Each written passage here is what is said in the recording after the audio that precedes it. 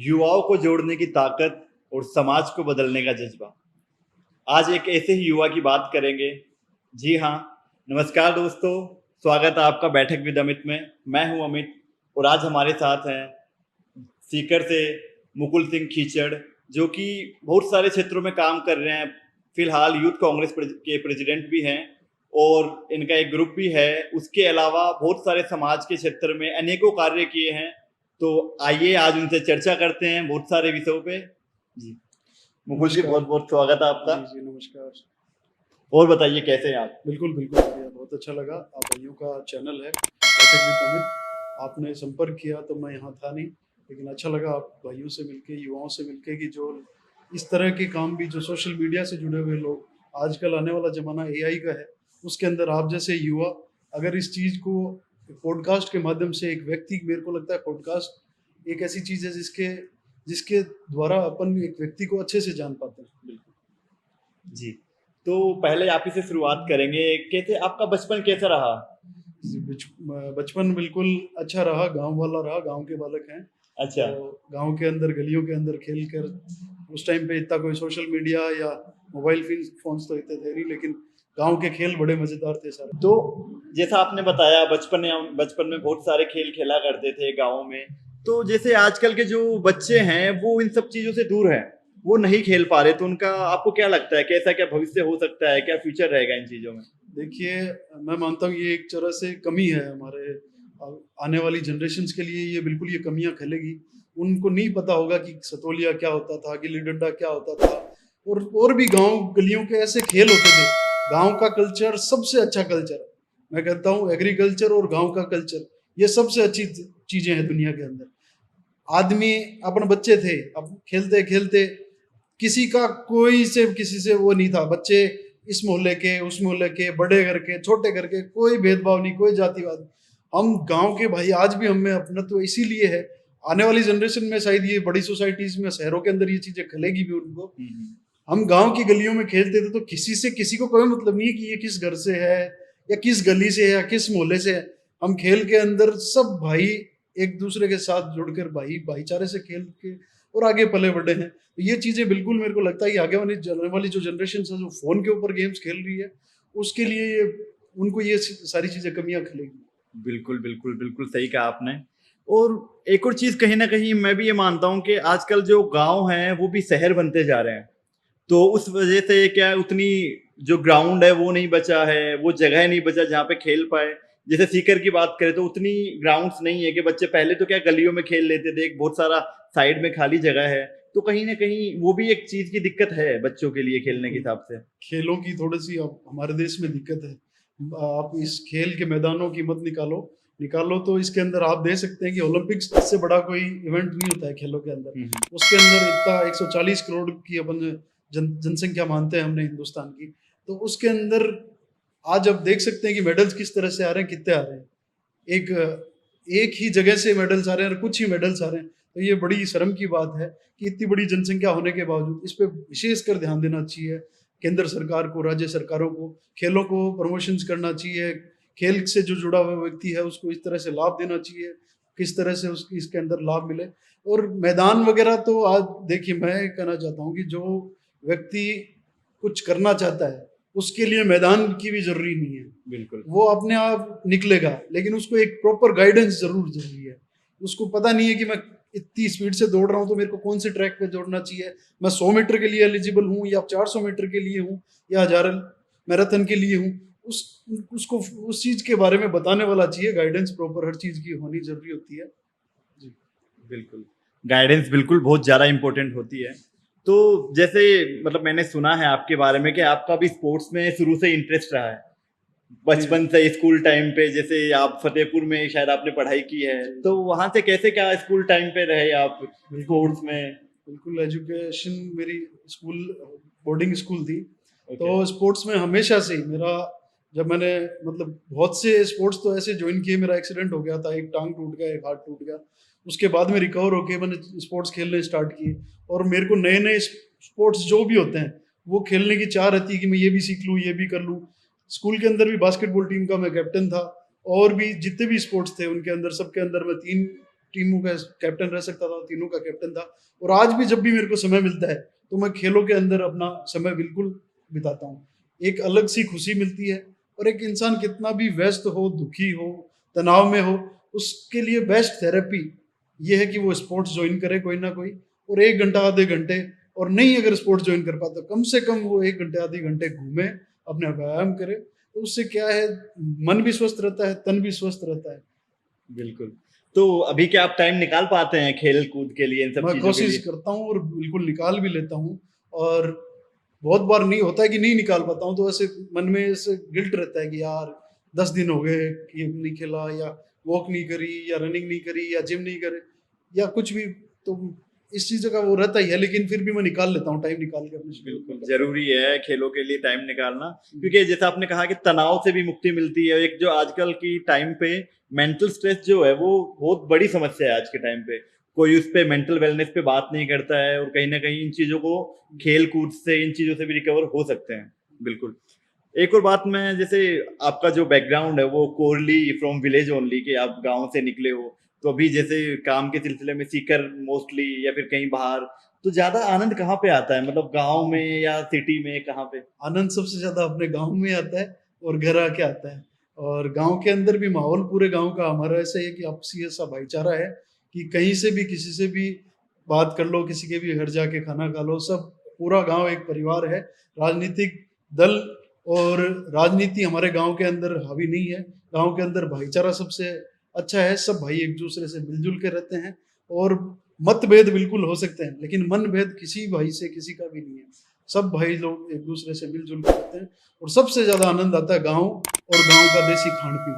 बिल्कुल। मैं तो खुद, मेरी माता को खुद 7 दिन 8 दिन होते हैं तो कह देता हूँ कि बाटी बना लो, राबड़ी बना लो, बाजरा की रोटी बना लो, कड्डी बना लो, देसी आइटम कौन मिल रहा है, गुलगुला बना लो, शक्करपारा बना लो। क्या बात है। तो ये चीजें बाहर थोड़ी सी कम मिलती है, तो गांव में आनंद आता है इन चीजों। बिल्कुल शहरों में नहीं मिल पाता। कई लोग, जैसे बहुत सारे शहरों में अपन देखते हैं, कईयों ने दाल बाटी के नाम पे कुछ स्टार्ट कर रखा है, या फिर कोई चीजें, वो जो घर वाला टेस्ट है, या फिर जो गांव की एक जो चूल्हे में बनी हुई चीजें हैं, वो आनंद नहीं आ पाता है। चूल्हा सिक्केड़ी राख में भरेड़ी, राग में भरे। अरबिन बाद में साफ कर चूर की कमाए दाल में तेल का वजना, आनंद भी अलग है। सारा पिज्जा पिज्जा बर्गर फैला, आत्मा तृप्त हो जाए। आत्मा तृप्त। बिल्कुल बिल्कुल। तो अगर अब आगे बढ़े अपन, तो आपकी एजुकेशन कहाँ तक हुई है, मतलब? मैं ग्रेजुएट हो चुका हूँ। अच्छा और उसके बाद में मैं पॉलिटिकल लाइन में, मेरी स्कूल कॉलेज टाइम से मैं पॉलिटिक्स के अंदर अच्छा। अच्छा स्टार्ट की मैंने। और उसके बाद में पॉलिटिकल में देखता गया, समझता गया, और पहला मैंने जिला अध्यक्ष का चुनाव लड़ा। उसके बाद में अभी आगे चलते जा रहे हैं। बिल्कुल बिल्कुल।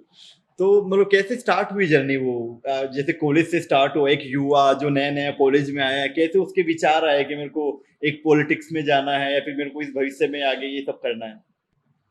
बचपन में ही, स्कूल टाइम से भी, और बचपन में भी राजनीति के बहुत नज़दीक से हमारा परिवार रहा है। मेरे पिताजी राजनीति के अंदर बहुत ही एक सक्रिय भूमिका उन्होंने निभाई। उन्होंने कभी चुनाव किसी चीज़ का नहीं लड़ा, लेकिन हमेशा as a supporter, as a साथी वो चुनाव लड़वाते थे, साथ रहकर, खड़े रहकर चुनाव, काफ़ी चुनाव में मदद भी करते थे। तो एज ए एक्टिव कार्यकर्ता मैं उनको बताता हूँ। लेकिन मैं जब राजनीति की मेरे खुद के कभी विचार नहीं था कि मैं चुनाव भी लड़ूंगा। कॉलेज में भी हमारे एनएसयूआई की ड्यूटी मिली थी कि हमें ब्लॉक्स में स्टूडेंट्स को जोड़ना है, तो एक रजिस्टर लेके जोड़ने का मैंने सबसे पहले काम किया। तो मैंने पूरे हॉस्टल के अंदर, मेरे को याद है अभी भी, 56 बच्चों को मैंने उसके अंदर जोड़ा था पहली बार। एनएसयूआई के 56 लोगों को विद उनके आइडेंटिटी के साथ, और सबको कन्विंस करके। तो सबसे पहले छोटा सा टास्क वो था मेरा एनएसयूआई के लिए। मैंने काम किया, वहाँ पे सीनियर्स थे, भैया लोग थे, तो उनसे मिलके उनके साथ उनके लिए काम किया। फिर यहाँ सबसे पहले मैं संयुक्त सचिव का मेरे को पद दिया गया। अच्छा। संयुक्त सचिव उस टाइम पे 1000 समथिंग बनाए गए थे राजस्थान में। तो मेरा वर्किंग देखते हुए जो प्रभारी जी थे, उन्होंने संयुक्त सचिव मेरे को बनाया। फिर उसके बाद में एक छोटे से टास्क और मिला कि जयपुर का सह प्रभारी बनने का मौका मिला, जयपुर शहर का युवा कांग्रेस के अंदर। और फिर जब चुनाव आए तो चुनाव लड़ने का सभी साथियों ने कहा कि अपन भी चुनाव लड़ते हैं, अपन को मुख्य भूमिका में आना चाहिए, राजनीति में आना चाहिए। मेरे को ये लगता है कि राजनीति में एक व्यक्ति खुद अगर चाह के आना चाहे, चाहे वो कितना भी धनबल से मजबूत हो, जन से उनके साथ में कितनी भी साथ हो, वो खुद जोड़ लगा के आना चाहे तो नहीं आ पाता। ये चीजें सारे समीकरण या ये सारा माहौल, ये सारा जनता या आपस में बैठने वाले भाई होते हैं, वो तैयार करते हैं या वो बनाते हैं कि भाई अपन अपने काम यहाँ आके रुक जाते हैं। बहुत से काम ऐसे हैं जो मैं आज कर पा रहा हूँ वो कल नहीं कर पा रहा था। मैं लोगों की मदद कर पा रहा था लेकिन कहीं जहाँ मैं पहुंचना चाहता था वहां नहीं पहुंच पा रहा था। लोगों की मदद के अंदर मेरे को तकलीफें हो रही थी।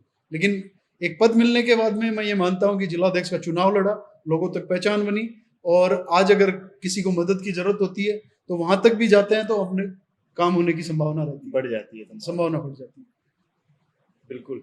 तो जैसे आपने यूथ कांग्रेस का जिलाध्यक्ष का चुनाव लड़ा, तो कैसे क्या प्रोसेस होती है? क्या इसमें भी बूथ वगैरह होते हैं? कैसे मतदान होते हैं? कैसे क्या होता है ये सब? देखिए, राहुल गांधी जी की सोच के ऊपर युवा कांग्रेस ने चुनाव करवाया। राजस्थान के अंदर 20 से 21 लाख वोट पड़े।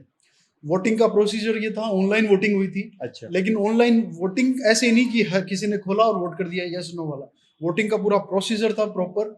उसके अंदर आपका वोटर कार्ड लगेगा और 18 से 35 आयु के महिला हो पुरुष हो कोई भी उसमें वोट कर सकता है। उसके अंदर प्रॉपर उसकी 5 सेकंड की वीडियो बन के लगती, जो भी अच्छा। वोटर आईडी की फोटो खींच के और अगले की मैं ये हूँ, इस नाम से हूँ, मेरी आयु ये है और मैं यूथ कांग्रेस का सदस्य बनता हूँ। और फिर उसके अंदर 4 वोटिंग का, तो एक 5 मिनट का प्रोसेस था। वो कोई ऐसे ही कोई सिस्टम नहीं था कि कोई भी आके उठ के कर दे उसके अंदर।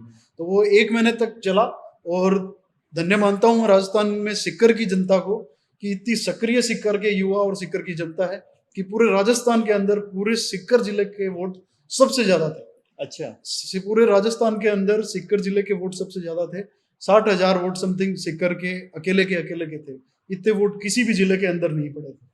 तो ये भी एक बहुत मैं धन्य मानता हूँ कि इस तरह की एक्टिव राजनीति है। 8 विधानसभा के ऊपर चुनाव हुआ था जिलाध्यक्ष का मेरा, और उसके अंदर 60,000 वोट बचे थे, जिसके अंदर 19,613 वोटों से मैं जीत गया। राजस्थान के अंदर सबसे ज्यादा वोटों का डिफरेंस भी मेरा ही था। बिल्कुल, एक बहुत बड़ा आंकड़ा है अगर मैं यूथ जैसे इस तरीके से बात करूं, क्योंकि एक जो नॉर्मली बूथ वाले होते हैं वोट तो हर कोई इंसान जाके करता है। तो मेरा कहीं ना कहीं मानना है कि लिटरेसी की वजह से 50% लोग तो वैसे ही बाहर हो जाते हैं इन चीजों से, क्योंकि उनको पता ही नहीं है कि वोट कैसे करना है, क्या करना है। बट उसके बाद भी अगर आपको इतना बड़ा नंबर मिला है तो बहुत बड़ी बात है। देखिए, ये तो आशीर्वाद है सब भाइयों का, यूथ का। उनको मेरे में नजर आया होगा कुछ कि भाई हमारे लिए खड़ा रहेगा ढाल बन के, तो उन्होंने मुझे आगे किया है। और हमेशा जीवन में यही मेरी सोच है कि मैं कहीं भी पहुंचूं तो अपने भाइयों को, साथियों को कभी निराश ना करूं, उनके हमेशा हर काम के अंदर ढाल बन के उनके साथ खड़ा रहूं। और आप बात कर रहे हो कि लिटरेसी, तो वोट बूथ वाली, मेरे को लगता है वोट बूथ की लिटरेसी वाले जो लोग हैं, जो यूथ है, मैं यूथ की बातें बहुत सुनता हूँ, बहुत ऑब्जर्व करता हूँ। जो यूथ हमारा है वो वोटिंग बूथ तक नहीं जा रहा है जब तक उसके पेरेंट्स जबरदस्ती लाइन में लगा के नहीं ले जा रहे। वो फोन्स में लगे हुए हैं, चैट्स पे लगे रहेंगे, कौन लाइन में लगेगा, कौन वोट देगा। ये अपोजिट है, आप जो चीज बोल रहे थे उससे अपोजिट है। यूथ को मैं मैसेज देना चाहता हूँ, अपना फ्यूचर है, अपना इंडिया है, हम लोगों को बाहर निकलना है। आप किसी भी विचारधारा को फॉलो करते हो, आप बाहर निकलो, वोटिंग के डे पे वोट करो। आप किसी को भी करो, चाहे आप नोटा पे करो। नोटा मतलब नोट अबाउ दी ऑल, कि हमें इनमें से कोई भी नहीं समझ में आ रहा, लेकिन जाके अपना मत रखो। अपना अधिकार है, वोट अपना अधिकार है। अपना देश का फ्यूचर इसी से डिसाइड होता है।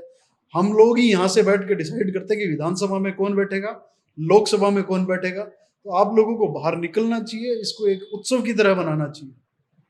बिल्कुल, कहीं ना कहीं मैं भी सहमत हूँ आपकी बातों से, क्योंकि आजकल के युवा क्या है कि कमेंट करने के लिए वो आगे रहते हैं कि हाँ भाई आपने, इस नेता ने ये गलती कर दी, इसने ये कर दिया, आज ये समस्या है, तो आप आगे जाके वोट तो करो, उतनी सहभागिता निभाओ तो सही। बिल्कुल, हर व्यक्ति, मेरा मानना है हर व्यक्ति को जिम्मेदारी लेनी चाहिए। और हर व्यक्ति, मेरा मानना है कि एक मकसद के साथ इस दुनिया में आता है, धरती पे आता है। अगर वो अपने मकसद पे फोकस करे, अपने परिवार पे, अपने गांव पे, या अपने मोहल्ले पे, या अपने शहर पे और अपने देश पे, तो बिना मकसद का कोई व्यक्ति नहीं है। अगर वो खुद मकसद को छोड़ के रास्ता भटक जाता है तो वो बात अलग है। और हर इंसान मकसद के साथ बता हुआ है, तकदीरें और लकीरें लेके आया है, उसको जो मिलना है वो लेके जाएगा। बिल्कुल बिल्कुल सही कहा आपने। तो एक युवाओं के साथ आपका खास जुड़ाव है, मतलब मैं बोलूँगा सिर्फ सीकर के ही नहीं, मतलब मैं भी झुंझुनू से चल के आया हूँ। कहीं ना कहीं मेरे को भी लगा कि भाई साहब से बात करनी चाहिए, कहीं ना कहीं काफी सालों से आपको देख रहे हैं। तो उसी कड़ी में एक मतलब आपने संचालन में एक ग्रुप बनाया था, तो वो कैसे क्या शुरुआत हुई उसकी, कैसे क्या प्रोसेस था उसका? देखिए, सोशल वर्किंग हमेशा से मेरे खून में रही है, रगों में रही है। जो लोग मेरे गांव के हैं वो जानते हैं। मेरे दादाजी की गांव के चौक के अंदर एक थड़ी थी, जो अच्छा। छोटा खोखा बोलते हैं, थड़ी बोलते हैं आजकल अपन। उस हम्म। तरह से एक छोटी दुकान थी, गोलियां वगैरह, अंडे वगैरह, छोटी छोटी चीजें उसके अंदर रखी होती थी, मेरे को याद है। तो मेरे दादाजी एक इस तरह से समाज के लिए समर्पित थे कि गांव में जब गौशाला नहीं थी, बहुत पुरानी बात बता रहा हूँ, मेरे को याद है ये सारी चीजें, तो हमारे शमशान के ही उस टाइम पे केवल चार दीवारी थी और कहीं भी पे भी चार दीवारी नहीं थी। तो सब शाम का उनका काम ये रहता था कि जितनी भी गाय या भटकते हुए जितने भी जानवर है सबको अंदर घुसा के, और गेट नहीं होता था तो छड़े वगैरह लगा के सबको डेली उनका और चारे की व्यवस्था करवाना भामा समूह से और सारे जगहों से व्यवस्था करवा के। तो वो खुद उनके भाव आज भी मेरे को याद है, जीवन में हमेशा रहेंगे कि वो किस तरह से समर्पित भाव से गांव के अंदर रहते थे। किसी का कभी उन्होंने ये नहीं देखा कि ये छोटा है, ये बड़ा है, ये दूसरी जाति का है, मैं दूसरी जाति का हूँ। कहीं पे भी उनको गंदगी नजर आती थी उस समय में भी, तो किसी की भी नाली साफ करते थे। इस विचारधारा के वो व्यक्ति थे। दूसरों के मोहल्लों में जाके और कह रहे शर्म करो, अटे रह रहे हो, नाली तो साफ रख लो, खुद नाली साफ कर देते, इस तरह के व्यक्ति थे। तो उनके विचार हमेशा मेरे साथ हैं। और इसी तरह से फिर हमने ग्रुप बनाया। तो यही विचार हमेशा हमेशा मेरा ये मानना है कि व्यक्ति अगर देने का विचार करता है तो उसके पास कभी कमी नहीं होती। देने वाला ऊपर वाला है। बिल्कुल। आज मैं बोल दूं कि मैं हूं देने वाला, मैं देने वाला नहीं, ऊपर वाला देने वाला है। मेरे पास कोई व्यक्ति आ रहा है तो उसको भी ऊपर वाला ही भेज रहा है, और भेज इसलिए रहा है क्योंकि मेरे देने की नियति है। मेरे पास धन, हर बहुत व्यक्तियों के पास धन होगा, बहुत व्यक्तियों के पास बहुत सी चीजें होगी, लेकिन नहीं देते हैं, नहीं करते हैं। लेकिन उसी के पास, उसी को भगवान आशीर्वाद देगा जिसको करने की एक खुद में इच्छा हो। तो इस तरह से हमने ग्रुप बनाया और फिर ग्रुप में युवाओं को जोड़ा, और युवाओं को जोड़ने का भी एक मकसद यही था कि सब भाई इस मिलेंगे और मिलकर, हमारी थीम लाइन भी यही थी, वी ऑल आर वन 3121, कि जो भी सारे हैं, हिंदू मुस्लिम सिख ईसाई, सारे भाई हम सब एक हैं। और किसी भी बहन को जरूरत हो, किसी भी भाई को जरूरत हो, स्कूलों में जरूरत हो, तो उस तरह के हमने प्रोग्राम स्टार्ट किए और आज भी वो प्रोग्राम चालू है। ऊपर वाले और सबकी आशीर्वाद और भाइयों के प्रेम से ये हर साल हम रजाइयाँ, 100 से ऊपर रजाइयाँ मैं स्वयं बांटता हूँ, तो बांटता ही हूँ। पौधों लगाने का कार्यक्रम है, बहुत से कार्यक्रम है जो करते ही करते हैं, मतलब ये मस्ट है, ये होने ही होने हैं। तो ये सारे प्रण लेके हमने राजस्थान में खूब मेंबर्स जोड़े, 2 लाख से ऊपर मेंबर्स जोड़े, और सब साथी जुड़े भी, और बहुत अच्छे से हमने लोगों की सेवा करने का मौका मिला और कर भी रहे हैं और आगे भी करेंगे। बिल्कुल बिल्कुल, बहुत ही बड़ा कार्य है कि 2 लाख लोगों को जोड़ना और वो लोग आपके साथ जुड़े। बिल्कुल तो कहीं ना कहीं आप में वो था कि भाई ये अपने कुछ करेंगे अपने लिए, और अब इनके साथ चलने में एक वो मिलेगा कि हाँ साथ देखिए, चलेंगे। एक जोड़ना एक अलग बात होती है, लेकिन एक विचारधारा को जोड़ना अलग बात है। एक व्यक्ति आके जुड़ता है, उसको अपन बताते हैं कि हमारी विचारधारा ये है, हम इस तरह से रहेंगे, तो उन वो सारे लोग इकट्ठे होते हैं, तो एक अच्छा पॉजिटिव वर्क ही होता है उससे। बिल्कुल, वो एक मुकुल सिंह खीचड़ के नहीं, एक विचारधारा के साथ एक थे। विचारधारा। बिल्कुल बिल्कुल। उसके अलावा जैसे मैंने देखा है सीकर में कि एम्बुलेंस वगैरह भी चलती है इनकी, तो उसमें कैसे क्या स्टार्ट हुई चीजें कि? देखिए, वो तो एक छोटा सा ही किस्सा है, कोई बड़ी बात नहीं है। हम्म। कोविड के अंदर हमने बहुत से राशन किट्स वगैरह, एक नंबर हमने सोशल मीडिया के माध्यम से फेसबुक पे हमने चलाया कि किसी को भी राशन की आवश्यकता हो तो हमें फोन कीजिए। तो आप आश्चर्य करेंगे कि हमारे पास लोगों के तो इंडिविजुअल फोन आ रहे थे, हाँ। लेकिन हमारे पास प्रशासन की तरफ से भी फोन आने लग गए। अच्छा। इस मोहल्ले के अंदर इतनी बस्तियां, इनके लिए राशन भिजवाओ। तो प्रशासन की मदद के साथ में हम उस टाइम पे जान हथेली में लेके और मास्क वगैरह, पुरानी फोटोज वीडियोस भी हमारी मिल जाएगी, हम लोग निकलते थे और लोगों को राशन, ऐसे ऐसे लोग, बहुत से लोग हमारे सिक्कर में, देश में, हर जगह हैं जो डेली कमा के खाते हैं। उनके पास, उनकी तिजोरी नहीं है तो तिजोरी में पैसे भी नहीं है, उनके पास बैंकों के खाते नहीं है तो बैंकों में धन भी नहीं है, उनके पास कुछ ऐसा नहीं मिलेगा कि सेविंग्स नाम से कुछ मिल जाए। वो आज कमा के और 200 रुपए बच जाए तो बच जाए, वो दिहाड़ी करने वाले लोग। तो उनके लिए राशन एक ऐसे थी कि वो ऐसे देख रहे थे हमें कि यार कोई है, कोई तो है मदद कर रहे हैं। उनकी आंखों में आंसू थे, उनकी मदद कर रहे थे सब, हर जगह कोविड सेंटरों में भी जाके मदद कर रहे थे। उसी समय पे ही हमारे पास कॉल आया कि एम्बुलेंसें वगैरह भी ठप थी, चल रही थी तो भी बहुत कम चल रही थी सारी। देखो, इसमें किसी की गलती नहीं मान सकते ना, इंसानियत खतरे में थी, तो किसी सरकार को अपन ये ब्लेम नहीं कर सकते हैं, किसी को भी ब्लेम नहीं कर सकते, क्योंकि ये तो एक त्रासदी इस तरह की थी कि इसके अंदर इंसान का जोर चला ही नहीं, इंसानियत हार गई थी, इसके अंदर हाथ ऊपर कर चुकी थी। तो उस समय पे फोन आया कि जनाना हॉस्पिटल के अंदर डिलीवरीज जो हो रही है, उनको बच्चियों को ले जाने के अंदर इतनी असुविधा हो रही है कि कोई तो साइकिल पे ले जा रहा है, कोई रेडी पे ले जा रहा है, जिसके पास खुद की व्यवस्था कुछ हो पा रही है तो ले जा रहा है, नहीं तो मुश्किल है, नामुमकिन हो रहा है, बहुत लोग परेशान हो रहे थे। तो उस टाइम पे हमने किसी एम्बुलेंस वाले से बात करके, उससे हाथाजोड़ी करके उससे कि यार ये चलाओ, ऐसा सा काम है, हम आपको करेंगे, आप तो चलाओ, किसी से कुछ पैसा नहीं लेना आपने। तो उस समय से चलाई थी, फिर खुद से एक प्रण लिया था कि चुनाव लड़ूंगा, और चुनाव एक खुद से एक संकल्प लेता हूँ मैं बहुत से बार, तो खुद से एक संकल्प लिया था कि चुनाव लड़ूंगा, जीत जाऊंगा, तो जितने साल रहूंगा अध्यक्ष तो एम्बुलेंस चलाऊंगा, नहीं जीतता तो भी चलाता लेकिन एक खुद से एक किया था कि अच्छा काम क्या करना है, क्या करना है, तो कि हाँ ये करना है, और आगे भी हमेशा जब तक ऊपर वाले का आशीर्वाद रहा, एम्बुलेंस अपनी चालू है तो चालू रहेगी। बिल्कुल बिल्कुल सही कहा। तो कहीं ना कहीं ये राजनीति और साथ में आपके, अगर मैं बोलूँ समाज सेवा, कभी साथ में जुड़ के कभी परेशानी हुई है कि कहीं लोग आपको एज ए, जैसे अभी राजनीति में आ गए तो कहीं ना कहीं बोलते हैं कि हाँ भाई अभी तो ये राजनेता हो गए तो समाज सेवा पे कम ध्यान है, या फिर ऐसा कुछ? देखिए, राजनीति रहे ना रहे, समाज सेवा और जन सेवा हमेशा रहनी चाहिए, मेरा ये मानना है। और आप लोगों की बात करूं तो लोगों का तो काम है कहना, और कोई भला करे, अच्छा कहे, हम भलाई की राह पे चलते रहेंगे। और राजनीति के अंदर मेरी विचारधारा है कांग्रेस पार्टी, और यूथ कांग्रेस, मेरा पहला चुनाव लड़ा हूं तो यूथ कांग्रेस से हमेशा मैं समर्पित हूँ, युवा कांग्रेस को। तो ऐसा कुछ नहीं है कि मैं एक चीज आपसे थोड़ी सी डिस्कस करूं युवाओं की, तो विचार इंसान के क्या होते हैं, आजकल एजुकेटेड लोग हैं, एआई का जमाना है, स्मार्टफोन्स का जमाना है, लोग, मेरे को ऐसे लोगों ने वोट दिए हैं बीजेपी के ने, जो उनके घर वाले भी नहीं सोचेंगे कि भाई इन्होंने कांग्रेस पे कभी दबा सकते हैं। तो वो विचारधाराएं धीरे धीरे, कांग्रेस हो या बीजेपी, विचारधाराएं धीरे धीरे बदल रही है। लोगों को ये है कि जो अच्छा है, सही है, उसके साथ रहो, उसका साथ दो। पार्टी, मेरे को लगता है आने वाले समय पे पार्टी और झंडे और ये उस हिसाब से नहीं देखे जाएंगे जिस हिसाब से पहले देखे जाते। बिल्कुल, कहीं ना कहीं लोगों की सोच है कि मैं एक पार्टी से, मेरा परिवार जुड़ा है तो मैं उसी को दूंगा, वो एक व्यक्ति विशेष के ऊपर देख के वोट नहीं करते हैं। बिल्कुल। तो जैसे आप यूथ कांग्रेस में हैं, विचारधारा भी वो है, तो आपके आइडियल कौन है? अगर मैं राजस्थान की बात करूं तो मेरा आइडियल सचिन पायलट है। क्या? और बहुत से युवा हमारे विधायक हैं, मुकेश जी भाकर है, अभिमन्यु पुनिया है, शिव प्रकाश जी गुर्जर, रामनिवास जी गावड़िया साहब, बहुत से हैं, युवा हैं। मैं युवाओं से ज़्यादा प्रेरित होता हूँ। बिल्कुल, बुजुर्गों का तो आशीर्वाद हमेशा रहता है, लेकिन युवा राजनीतिकों को देख के एक अलग से जोश जागता है, और उनके विचार भी मेरे को अच्छे प्रभाव करते हैं। बिल्कुल, तो युवाओं से काफी प्रभावित हैं आप। तो एक और युवा की हम बात करेंगे, भगत सिंह जी के बारे में आपके क्या विचार है?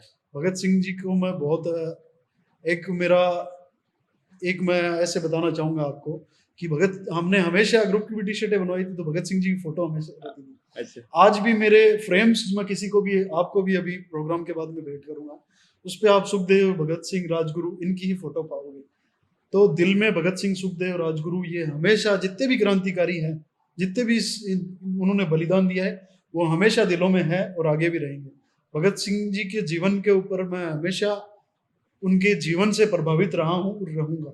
उनकी जो सोच थी, किस तरह से एक युवा 23 साल की उम्र के अंदर किस तरह से फांसी को चूमते हुए और इंकलाब के नारे लगाते हुए फांसी पे चढ़ गया, इन चीजों को लोग क्यों भूल रहे हैं? क्यों यहाँ देश का युवा वेस्टर्न कल्चर और वो एक आजकल कोरियन कल्चर और ये चल रहे हैं जो भी हैं, इनको किस लिए फॉलो कर रहे हैं? आप सबके हाथों में फोन है, गूगल कीजिए, एक बार देखिए किस तरह से उन लोगों ने क्या क्या किया है, किस तरह से उन्होंने हमारे देश के लिए, आने वाली पीढ़ियों के लिए किया। उनके बलिदान, हम किस तरह से उनका बलिदान जाया नहीं जाने देंगे। सभी युवाओं को जगाते रहेंगे, जब तक होश में रहेंगे, जब तक जिंदा रहेंगे, उनको, उनकी विचार लोगों तक पहुंचाते रहेंगे। किस तरह से उन्होंने भैरव को उठाने के लिए धमाके किए। भगत सिंह जी चाहते तो वहाँ बॉम्ब विस्फोट वो कर सकते थे जिससे लोग मर जाते हैं। उन्होंने धमाका किया मैसेज देने के लिए, ना और कि वो किसी को पर्चे फेंके, वो भाग भी सकते थे वहां से, नहीं भागे। लोग आज कहते हैं कि भगत सिंह जी वहां से निकल गए थे। अच्छा, भगत सिंह जी निकल गए थे तो उन्होंने दाढ़ी कटवा ली। भगत सिंह जी पकड़े जाने से पहले उन्होंने अपना खुद का फोटोशूट करवाया। तो फोटोशूट का वो जो एक टोपी में ओरिजिनल फोटो है, भगत सिंह जी की 4 ही ओरिजिनल फोटो है आज तक। अच्छा, और जो भी है सारी एनिमेटेड है या प्रिंटेड है, बनाई हुई है। एक उनकी बचपन की फोटो है, एक उनके कॉलेज की है, एक उनकी उस टाइम पे ब्रिटिश सीआईडी ने खींची है, जो खाट पे बैठे हुए हैं। हाँ, और सीआईडी ऑफिसर उनसे वो भी सरदार से की है, वो उनसे कोई डिस्कशन कर रहे हैं खाट पे, उनमें जकड़े हुए हैं, पहले मुकदमा लगा था जब। और दूसरी बात जो उनकी टोपी में है, जो केवल मूंछों के साथ है, वो उन्होंने फोटो फैशन के लिए या किसी चीज के लिए नहीं खिंचवाई थी, वो क्रांति का प्रतीक बने वो चेहरा, इसलिए खिंचवाई थी। और भगत सिंह जी, ये लोग किस तरह से इन्होंने अपना जीवन बिताया, किस तरह से बागी हो गए, परिवार को छोड़ के देश को आजादी दिलाने के लिए क्या क्या इन्होंने नहीं किया, शब्द कम पड़ जाते हैं। बिल्कुल, बिल्कुल। तो भगत सिंह जी को लोग एक ऐसे क्रांतिकारी ही मानते हैं, लेकिन कहीं न कहीं मेरा मानना है कि वो जो उनका जो इंटेलेक्ट था, जो इंटेलेक्चुअल जितने थे, वो एक छोटी-सी उम्र में इतनी किताबें लिखना, इतना वो मतलब लेटर्स लिखना, जो लेटर बिल्कुल, उनके बिल्कुल। मतलब काफ़ी युवाओं को पता ही नहीं है कि ऐसा कुछ भी है। बिल्कुल, बिल्कुल, आपके सही विचार। आपने जेल के अंदर भगत सिंह जी ने हाँ, रहते हुए बहुत सी बातें लिखी है। और लास्ट टाइम पे जब उनकी फांसी होनी थी, कुछ समय से पहले करवाई गई, जब भी वो किताब के साथ बैठे थे, लोगों को ये पता है या नहीं, वो किताब के साथ थे, और उनके ये थे कि मैं ये तो कंप्लीट कर लूं। हाँ, हंसते हुए उन्होंने कहा कि मैं ये तो कंप्लीट कर लूं। और वो किताबें ऑर्डर करते थे जेल के अंदर, कि मेरे को ये किताब पढ़नी है, ये पढ़नी है, मेरे को खुद को लिखना है, पेंसिल दो, पेन दो। तो बहुत से उन्होंने उस जमाने के अंदर उस चीज, किस दौर से गुजरे, वो किस किस तरह से उन्होंने संघर्ष किया, बहुत। बिल्कुल, बिल्कुल। तो आपको शौक है किताबों का पढ़ने का? बिल्कुल, मेरे को जब भी समय मिलता है मैं किताबें पढ़ता हूँ। बिल्कुल, बिल्कुल। किताबें पढ़ना कहीं न कहीं मेरे को भी बहुत अच्छा लगता है। तो जी। किताबें और म्यूज़िक में कैसा क्या? म्यूजिक मैं सुनता हूँ, मैं वर्कआउट करता हूँ तो भी, रनिंग कर रहा हूँ तो भी, और जब भी समय मिलता है अकेला होता हूँ तो भी। और म्यूजिक, मेरा मानना ये है कि म्यूजिक ऐसा सुनना चाहिए जिससे आप मोटिवेट, ओके। ऐसा म्यूजिक सुनो जिससे कि आपको मोटिवेशन मिले। हाई म्यूजिक सुनो जिससे लव सॉन्ग्स, इमोशनल सॉन्ग्स मैं कभी मेरी लाइफ में नहीं सुनता हूँ। अच्छा। और मोटिवेशनल सॉन्ग्स होते हैं, चाहे वो किसी भी पेट्रियोटिक सॉन्ग्स हो, मोटिवेशनल सॉन्ग्स हो, तो वही मैं ज्यादा प्रेफर। बिल्कुल, बिल्कुल। तो जैसे अभी आप यूथ कांग्रेस के प्रेज़िडेंट हो सीकर के, हम्म। तो आगे क्या आपके वो हैं फ्यूचर प्लान्स हैं सीकर को लेके या यूथ को लेके? देखिए, जन सेवा राजनीति दोनों साथ साथ चल रही है। ऐसा कोई प्लान मेरा कुछ नहीं है। आएगा कोई मौका, सब साथ ही साथ रहेंगे और सब बोलेंगे कि अपन को इसमें करना चाहिए, तो बिल्कुल उनकी बात रखेंगे मजबूती से। जो भी निर्णय होगा सबके साथ बैठ के, जनता के साथ, अपने युवा साथियों के साथ मिलकर लेंगे। बिल्कुल, बिल्कुल। तो मुकुल जी बहुत ही अच्छा लगा आपसे बात करके। अगर आप कोई स्पेशल संदेश आज के युवा के लिए, स्पेसिफिकली सीकर की बात नहीं करूँगा, बहुत सारे युवा देखेंगे आपको, तो उन युवाओं के लिए अगर आप कुछ 2 शब्द कहना चाहें? बिल्कुल, मेरा यूथ को क्लियर मैसेज यही है कि सब लोग सबसे पहले अपने परिवार के अंदर मोह रखो। हम लोगों के अंदर कल्चर ये आ गया है कि दादी जी बैठी है, दादाजी बैठे हैं, हम फोन में लगे हुए हैं। उनको फोन इतने नहीं समझ में आते हैं, उनको उनका पोता बैठा है और वो कहीं पे व्यस्त है, वो दिख रहा है। तो कभी भी परिवार के साथ बैठो तो परिवार को पूरा समय दो, और परिवार का साथ देने के बाद में देखो कि अपनी कम्युनिटी के लिए क्या कर सकते हैं, सोसाइटी के लिए क्या कर सकते हैं, और देश हित के लिए क्या कर सकते हैं। और फैसले लेने से पहले अपने बड़ों बुजुर्गों का हमेशा आप पूछो, उनसे 10 बार पूछो।